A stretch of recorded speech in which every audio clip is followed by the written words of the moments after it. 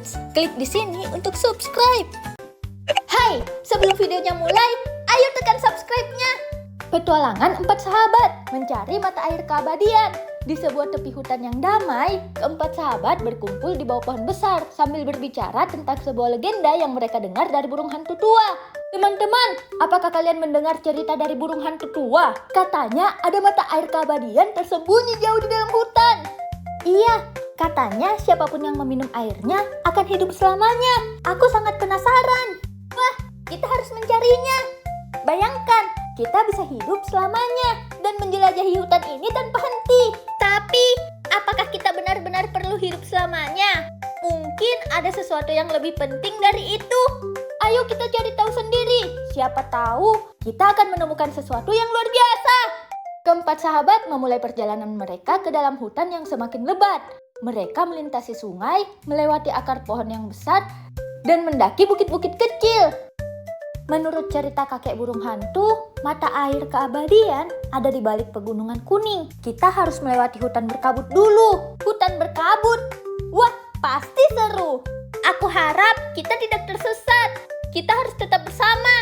Mereka memasuki hutan berkabut yang gelap, penuh dengan pepohonan tinggi dan kabut tebal yang menyelimuti mereka. Kabutnya semakin tebal. Aku hampir tidak bisa melihat apa-apa.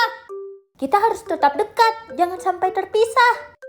Jangan khawatir, aku bisa merasakan jalan ini.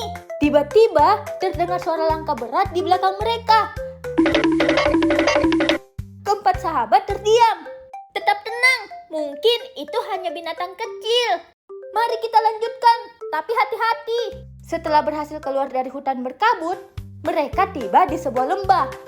Di sana, seekor rusa menunggu mereka.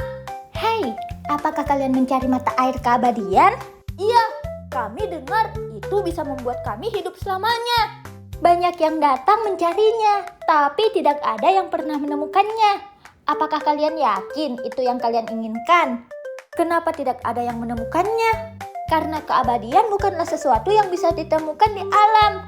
Kehidupan terus berubah, dan itulah yang membuatnya berharga. Mungkin keabadian tidak seperti yang kita bayangkan.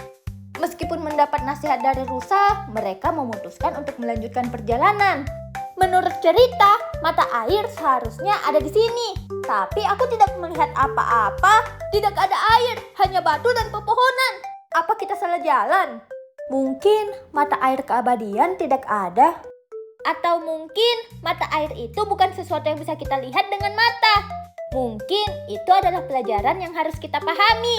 Mereka duduk di puncak gunung, melihat pemandangan hutan yang luas di bawah mereka.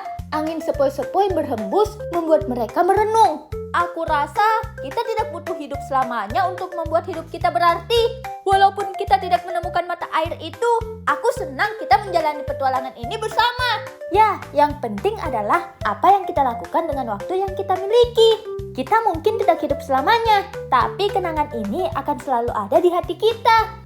Setuju! Persahabatan kita, petualangan ini, itulah yang membuat hidup kita berharga. Dan kita bisa membuat banyak petualangan lain. Setiap hari adalah kesempatan baru. Mata air keabadian mungkin tidak ada di dunia ini. Tapi menjaga hati kita agar selalu baik dan peduli pada sesama, itulah yang membuat kita abadi dalam kenangan. Selama kita menjaga hati kita agar tetap baik, kita akan selalu menemukan kebahagiaan, bahkan tanpa keabadian. Mereka kembali ke hutan dengan hati yang damai. Meskipun tidak menemukan mata air keabadian, mereka menemukan bahwa kebahagiaan sejati ada dalam persahabatan dan kebaikan hati. Keempat sahabat berjalan pulang dengan hati yang penuh kebahagiaan. Siap untuk menjalani hari-hari berikutnya dengan bijaksana. Udah subscribe kan? Sampai jumpa di petualangan kami berikutnya.